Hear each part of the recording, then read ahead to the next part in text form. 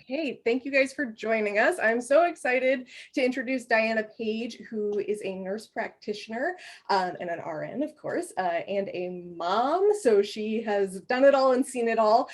She has an amazing business presence following through Selfcare Catalyst, where she teaches nurses how to build themselves the tools that they need to avoid burnout and to have resiliency and overcome those sorts of stressors. So we're very excited to have her, and I will turn it over to her now.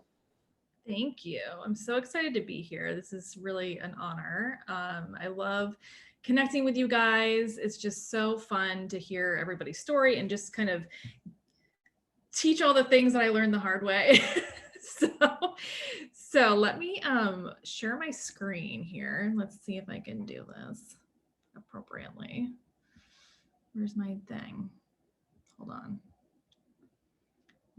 Un momento, por favor. There it is. Why isn't it showing? There it is. Okay. Let me just pull you up here. Okay. Present. Okay, so today what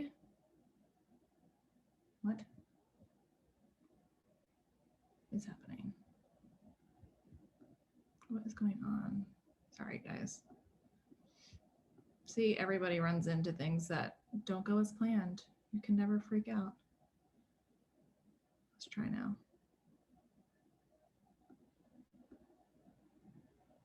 Present. Hello.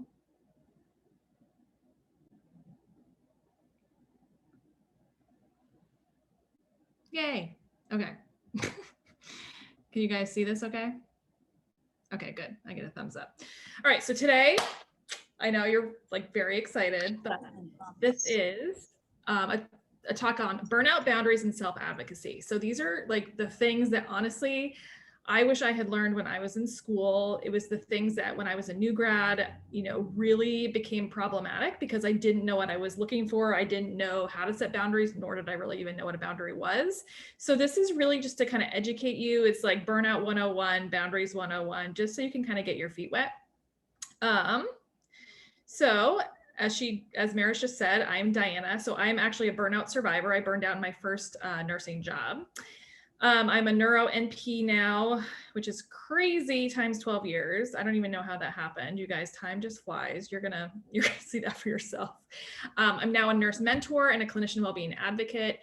You may know me from Instagram. I'm Catalyst for Self-Care there. There's tons of tools and resources there. And I've also, spoken at a few other engagements, but on some podcasts and whatnot. But I burned out in my first nursing job, and really it was the lack of healthy boundaries. And there's just no training on this. Like nursing school doesn't prepare you for this, doesn't prepare you kind of for real world nursing. So first of all, I just wanted to say, being a nurse is such an incredible gift. There's so much, right now we are in this like very strange season where there's a lot of negativity, a lot of things going on, which obviously you guys know. But I think we just really need to continue to embrace the fact that nursing is such an incredible gift. It's such an amazing job that we get to do. And the greatest thing about it is you get to affect change. You're going to hear from nursing the system later, and I'm sure she'll talk about like change making and all the things and leadership, but really you have the opportunity to step into your own power as a leader and create change and use your voice. A lot of times as new nurses, we feel like we don't have a voice, but you really honestly do. And you can create change and make change where change is needed. It just takes effort, and we are really honestly stronger together. So side note. So objectives today, we're going to talk about what is burnout, what are boundaries, capacity versus capability, because there's a little bit of a difference there. 6 steps to setting a healthy boundary. So as Maris and I were just talking about, like tools are my jam. So I like to kind of like give you things that are actionable. And then just an introduction to self-advocacy. So burnout is not inevitable, you guys. A lot of new nurses feel like, oh my gosh, I'm just going to burn out. Like everybody burns out. It's just what happens. Like I'm burned out, so you're going to burn out. everybody's burned out. It's not true. It's not inevitable at all. It is definitely treatable. I am evidence of that. I am a burnout survivor. I am no longer burned out and I was burned to a crisp. So it can get better if you ever get to the point that you are burned out. There are ways to move through that. The majority of why we burn out is really to do with our environment for the most part, but there are things that you can do to kind of use as burnout repellent, I like to say.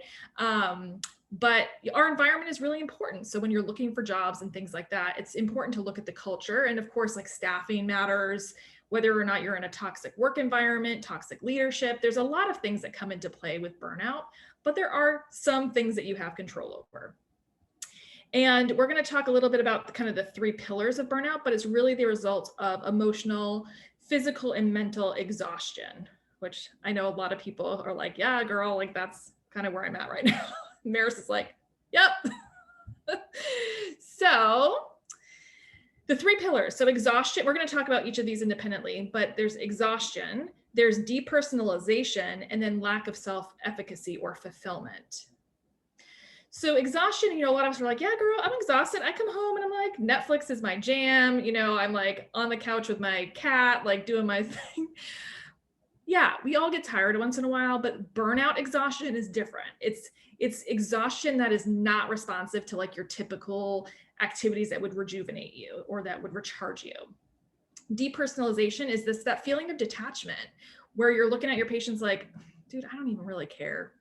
Like, I don't really want to be here. Yeah, I guess I should do my job, but I just want to get home. Like, I'm not feeling it today. Like those kinds of feelings, which make you feel terrible because we all went into nursing to help patients and to make a difference. And so that can be really, really hard emotionally to have those kinds of thoughts.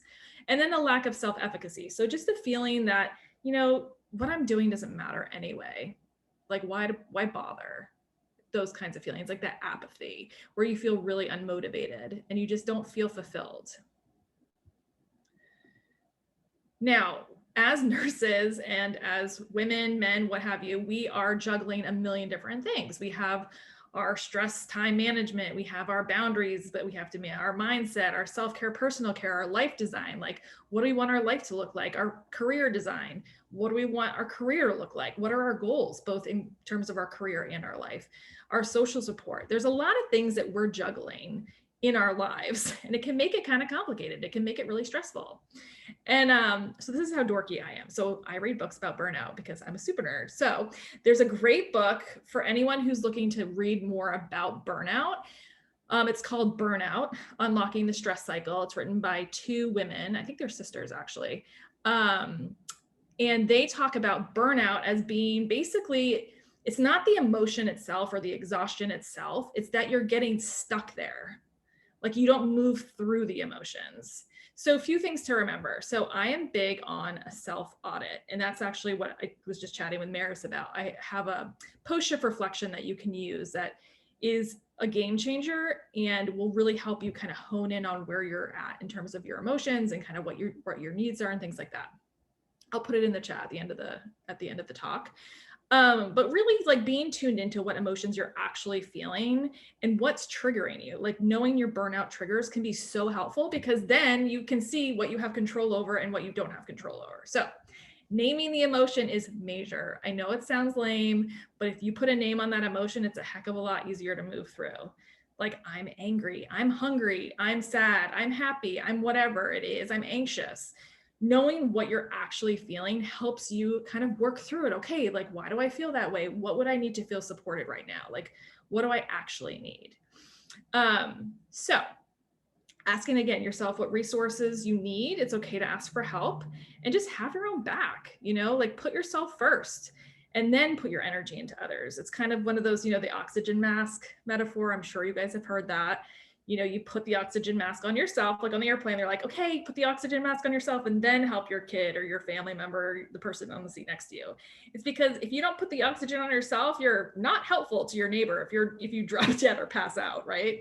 So you have to fulfill your own needs and fill your cup up, and then the overflow goes to other people. And you're just far better equipped to show up for others when you show up for yourself. So the pillars for burnout prevention. So again, self-awareness is huge. operate using a growth mindset. Like, what can I learn from this? We all screw up. We all have failures in our life, and you just have to reframe it as feedback. So using that as like a growth opportunity is far better for your confidence and just overall well-being, and to avoid burnout. Self-care, obviously, I'm a self-care catalyst. Hello. I'm all for self-care, but self-care can look like a lot of different things. Self-care can be a healthy boundary. Self-care can be self-advocacy. It's not just about face masks and bubble baths, although I do love a good face mask, I'm not gonna lie. But you need to have a life outside of work. You are a human being first. You are you. You're a nurse, but that's just one aspect of who you are. You are a human being first, and you have needs and you have other interests other than just your nursing job. So boundaries with your time and energy, mental health support, physical health support, connection with others, and then again, organizational change and effective leadership. So everything is in our life because we tolerate it. So now we're shifting into boundaries, my personal fave. So what do I mean when I say a boundary? Like, what am I even talking about? So this is just a clear place where you begin and the other person or entity ends. So what boundaries are not, they're not selfish. It doesn't mean you're lazy. Doesn't mean you're a diva. It's not a rigid wall. It's not a permanent thing. You can adjust boundaries, right? You can have a boundary and then kind of tweak it if you have to. It's not necessarily easy to implement. It does take some effort. But they are really important. Honestly, they're super, super important. And there's a lot of different types of boundaries. So intellectual boundaries, sometimes we have different thoughts, values, opinions. Emotional boundaries, obviously, physical, personal space. You may run into this with patients where patients are, invading your space and you need to set a healthy boundary in terms of your physical space. Social, you would love to hang out with your friends, but you're just exhausted and tonight's not a good night. Sometimes you have to set healthy boundaries with your family, with your friends, with your relationships. And then your time, energy, and spiritual. So again, boundaries are not a wall. They reinforce our relationships. They're incredibly healthy. They set expectations for your friends, your family, your coworkers, your leadership, whatever. They set realistic expectations for others. And we have the most anxiety about the things that we don't set boundaries for. It's true. Like if you think about the things that you're currently anxious about, it's probably something that you could set a healthy boundary for and have some effect on your anxiety level. And honestly, the earlier, the better. When I burned out in my last job, I kind of vowed to myself, like, you do this like hype talk.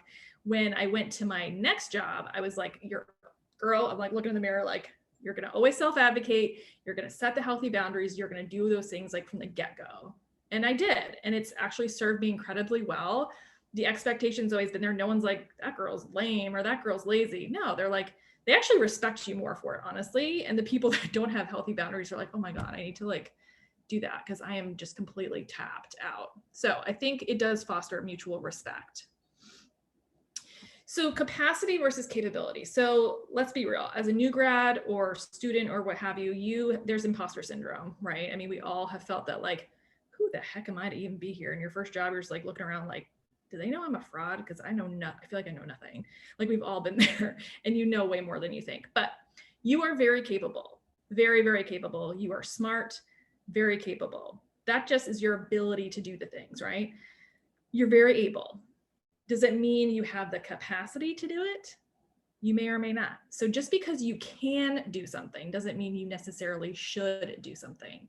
So knowing kind of what your capacity is really important. So before you agree to something, take a pause, assess the situation, and ask yourself, do I have the bandwidth for this or not? Like, am I operating beyond my limits or can I do this? Because sometimes it is a yes. And sometimes you do want to take the extra shift because you want to make the cash or what have you. But sometimes you're like, no, man, I am exhausted. I need a rest day. And that's okay. So are you operating beyond your limits? Is a really important question.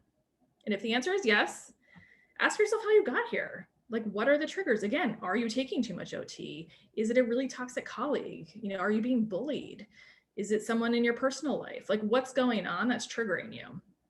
And then think of what boundary would be supportive of you. Like, what do you have control over? Maybe you can delegate something. Maybe you need to self-advocate or have a conversation with someone. Is there any way to like decompress your life and your schedule to make space for yourself? So this is my little metaphor. Cute bag, right? Super cute. So lovely color, beautiful leather, really nice straps. They look super strong. Like you could fit a ton of stuff in there. So this is a very capable bag. Like this bag looks very strong, very capable. So you put your nursing books in there, you put your computer, you put your water bottle, the bag's still holding strong. The straps are great. See those metal clips, the metal clips are like, I got you, girl. Like you fill me right up. It's all good. Then you put some snacks in, you put your sweater that you're going to use later because you always get cold like me.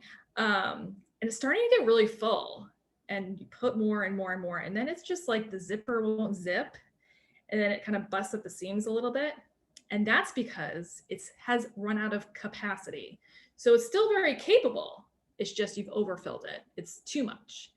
So that's kind of the metaphor is, you can be very capable, but sometimes you're just doing too much. And you have to kind of offload some of that stuff to make room for freedom and room for a life away from burnout.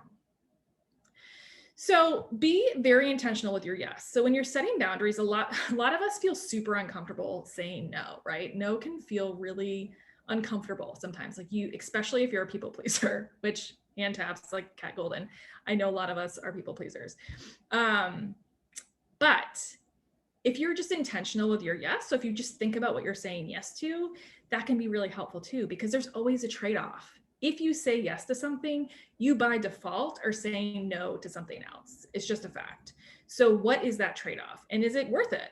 Are you comfortable with it? And maybe you are, maybe that's fine. But maybe you're like, oh my gosh, no, like I'm not comfortable with this. It means I don't get to go on that date with my boyfriend that I've been waiting for all week, or I'm gonna miss my exercise class that I signed up for, whatever it may be. So take a minute to pause and to think. It's okay to take a minute. It's okay to take a pause. And again, that self-awareness and that self-reflection will always serve you well. So you really don't have to answer right away either. Check in with yourself. Do I have the capacity? Do I want to do this? And go from there. And if you don't want to do it and you say no, don't feel guilty about it. It's okay. You don't have to feel guilty. You're a human being.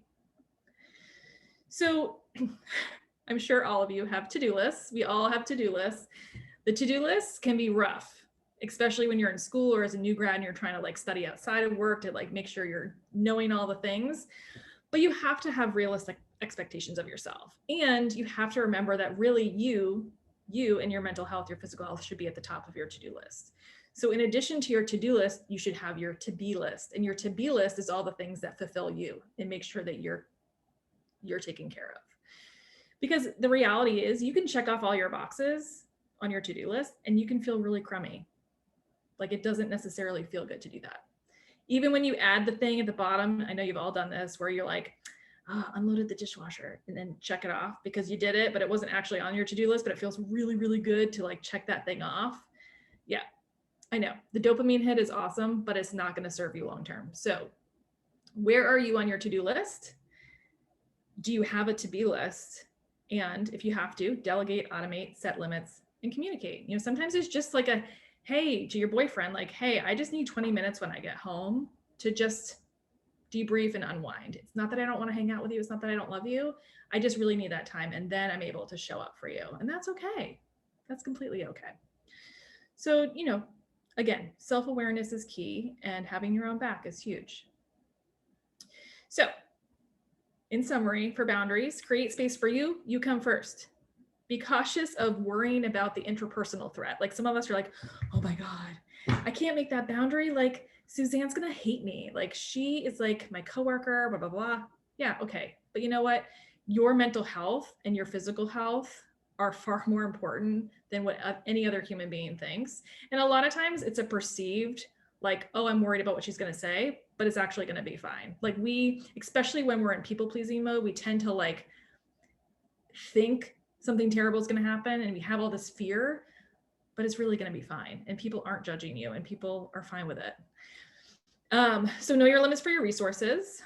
And realistically, a lot of times from my experience, people will continue to ask you to do things. They will keep giving you stuff constantly until you say no. So if you're a yes person, like I was in my first job and I was like, yes, yes, yes, because I was like looking for my self-worth from other humans, I was like, I want them to think I'm doing a good job. I want them to think I'm a good NP. I want this. This is going to be so good. I'm going to do. Mm-mm. It's going to set you up for burnout big time. So it's more important to know your limits and say no when you need to, and it's completely okay. And more time doesn't magically appear. We all have the same number of hours in the day. So you need to pull from somewhere. And again, there's always that trade-off. So always think about, if I say yes to this OT or taking someone's shift or whatever it may be, this engagement with a friend, whatever it is, what's the trade-off, and is it worth it? Do you feel good about it? So the 6 steps. So we're going to go into these quickly, each one, but basically you want to check in with yourself, define the boundary, communicate it, enforce it, and just don't overanalyze it. Overanalyzing leads to procrastination, and we just don't act. And then rinse and repeat over and over. I swear to God, guys, this does become autopilot after a while. Like, I honestly don't even think about it anymore. You just do it, and it's a good thing. So self-check-in. What are your values? Where do the issues lie? What are you feeling and why? And what are your triggers? That will help guide step 2, which is defining it. So where does the boundary even need to be set? What is lacking in terms of boundaries? Where and with whom do you need to set a boundary? Like, what does that look like? What's acceptable to you and what's not? What would make you feel better? And where are you being taken advantage of? Or where do you feel you're being taken advantage of? And what makes you unhappy? Like, if you're not feeling good and fulfilled and happy, like what's going on? Like, really asking yourself. And then communicating it. So this could be the hard part. Communicating can, we all get that, oh my gosh, feeling in our stomach, like fight or flight, like, oh, me get like breakout hives, whatever it may be, but it's okay. Just breathe. Think about, what do you need? You can think about this all ahead of time. Like, have a clear goal in mind. Go in there like eye on the prize.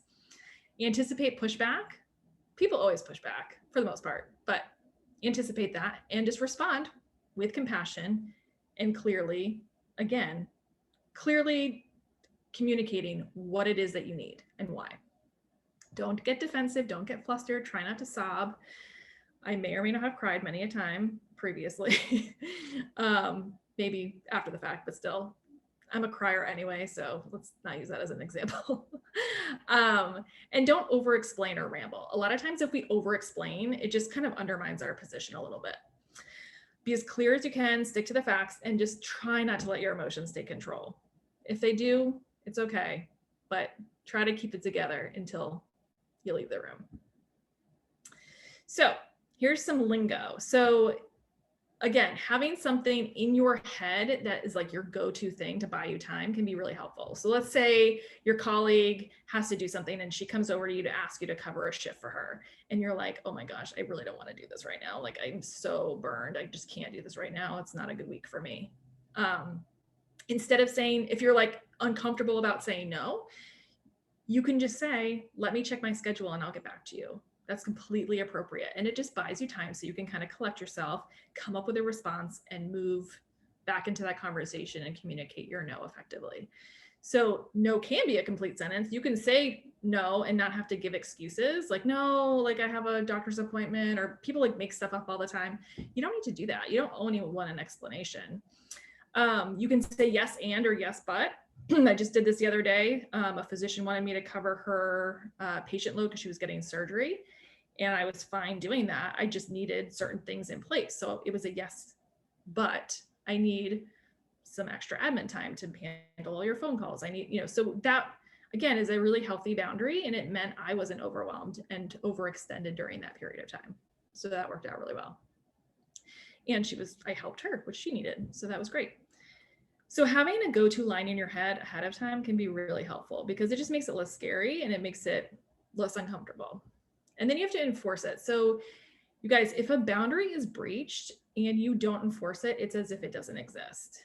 And just because somebody else doesn't respect your boundary doesn't mean it's not important. It just means that they're disrespecting your boundary. So keep that in mind. So having a plan when the boundary is broken is really important. Having a conversation about it. Yes, it's uncomfortable, but you can do hard things and it does get easier. And again, it's just about setting expectations and don't overthink it. Don't overthink what you're doing. It leads to analysis paralysis and complete procrastination. So if someone isn't, and also if like they break or, disrespect your boundary and then you wait 3 weeks, like, hey, remember 3 weeks ago when you did XYZ, or, I really wanted XYZ, it's not as effective as if it's in the kind of the heat of the moment, so to speak. So barriers to setting boundaries. So fear is a huge one. Fear. Guilt, self-doubt, confidence. These are all like huge pitfalls. Fear keeps us in this people-pleasing mode, in the over-giving mode. And I think as nurses, that's often something that we struggle with. And so with fear, a lot of times we fear that we're going to approach it wrong, or what if I set this boundary and it's just going to make things worse? Or what if she hates me? Judgment from others. But a lot of times when we fear judgment from others, we're just really judging ourselves. FOMO is major, especially when it comes to like social engagements. Like we fear like, oh my gosh, if I don't go to this dinner thing, they're never going to invite me again. Like I want to go next time, but I just can't do it this time. So then you feel like you have to say yes because you fear you're going to miss out on something. So that's more of a scarcity mindset versus like a growth mindset. And it's just kind of like, people aren't going to like me. Like I'm going to be a bad XYZ. And that isn't a super healthy way of approaching it. So again, you matter most. Like when you give to yourself, you can give to others more effectively. You're a human first, nurse second, always. So you need to nurture yourself first, and then you can adequately care for others. Guilt is a wasted emotion. It's okay to protect your time and energy and your mental health. Your mental health is paramount. Again, even if someone doesn't respect your boundaries, it still matters. And checking in with yourself is huge. And I'm going to put the post-shift reflection in the chat in a minute. So thank you guys. I know that was kind of a blast of burnout and boundary setting stuff, but I could talk about this for days, honestly. But hopefully that gave you a little bit of a kind of at least get your feet wet, and at least gave you some actionable tools so that if you feel you're overwhelmed or you feel you're overextended, you understand it's okay to set a boundary, like 100% okay to do that. And hopefully you'll recall those 6 steps of how to define it, communicate it, enforce it, and then just rinse and repeat when you feel you need to. So I would love to take any questions that people may have.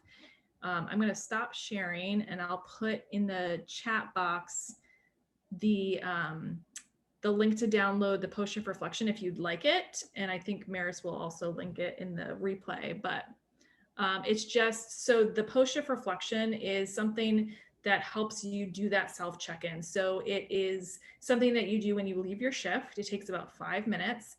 It's for you to ask yourself questions like, what do I feel? And naming that emotion like we talked about. And what do I need to feel supported, so that you can actually nurture yourself and transition home so that you can leave work at work, because that's key. So there's some other questions, you can check it out. But it really is a game changer, especially on those hard days where you leave and you're like, oh my God, I'm so exhausted. This can kind of put things in perspective. It has you celebrate your wins, because there's always things to be grateful for and celebrate. So that's it. If anyone has questions, I would love to hear them. What were your, like, when you, I mean, I feel like with burnout, people often get really burnt out before they fully recognize, but like in retrospect, like what were your earliest signs, do you think, that like this is like not a good situation? Yeah, that's a great question. So, for me, in my first job, when I did burnout, it really did take me by surprise. I knew I was overwhelmed and unhappy, and I was very irritable. I was not my usual fun self. And I knew that, and I recognized that. I just didn't know why. And I very much thought it was me. I thought there was something wrong with me, to the point where I actually almost left nursing altogether. I was like, I think I'm just not good at this, which is really a terrible thing.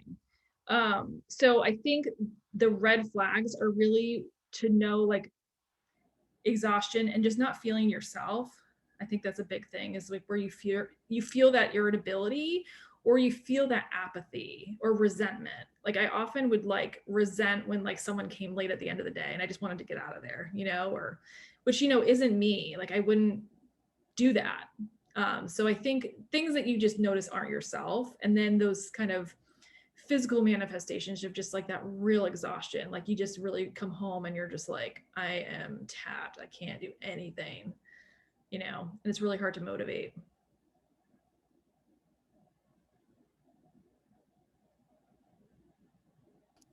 Okay, I have one more. I think that a burned out nurse is an unsafe nurse for so many reasons.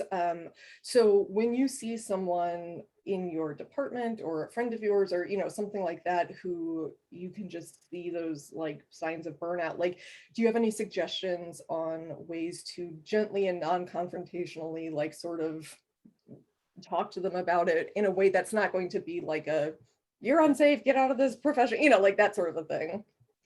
Yeah, that's a really great question. And actually, I think that that act in and of itself should be done more frequently, because I would have loved it if someone came up to me and was like, you don't seem yourself. Are you okay? Because it just that question normalizes it, doesn't it? It's like recognizing that something's off, but not being like judgy and unkind.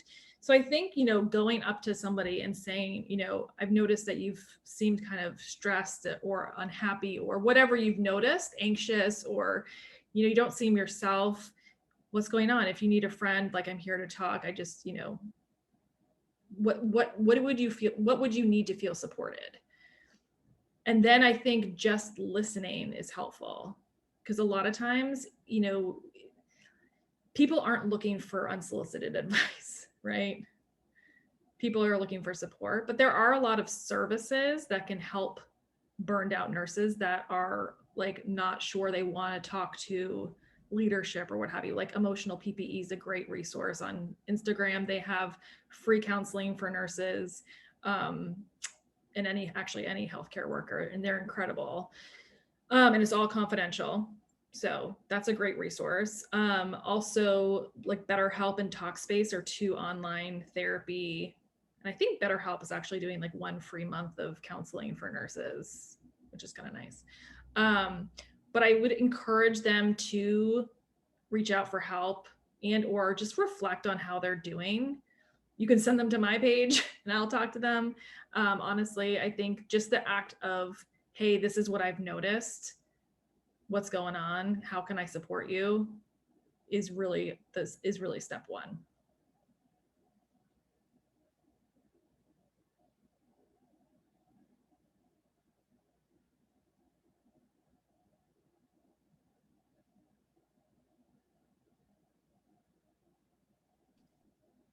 Well, if there are no other questions, I know people are reluctant to unmute and even type in the chat nowadays. I'm not but no, not at all. Thank you so much for this. I think that this was really awesome. And I think having this primer as a nursing student or a new grad is going to be so incredibly beneficial, and having these conversations matters so much. So thank you for sharing all of this. I would encourage you to follow Diana on Instagram if you don't already, and check out her website. I will link all her social media, her website, and the post shift reflection she shared on the Ohio SNI website on the events page, so that if you're watching this on the replay and you're like, man, I didn't get the link, I've got you covered, don't worry. So thank you so much for giving us your time. I really appreciate it. You're so welcome. Thank you. It was an honor to be here. Appreciate you.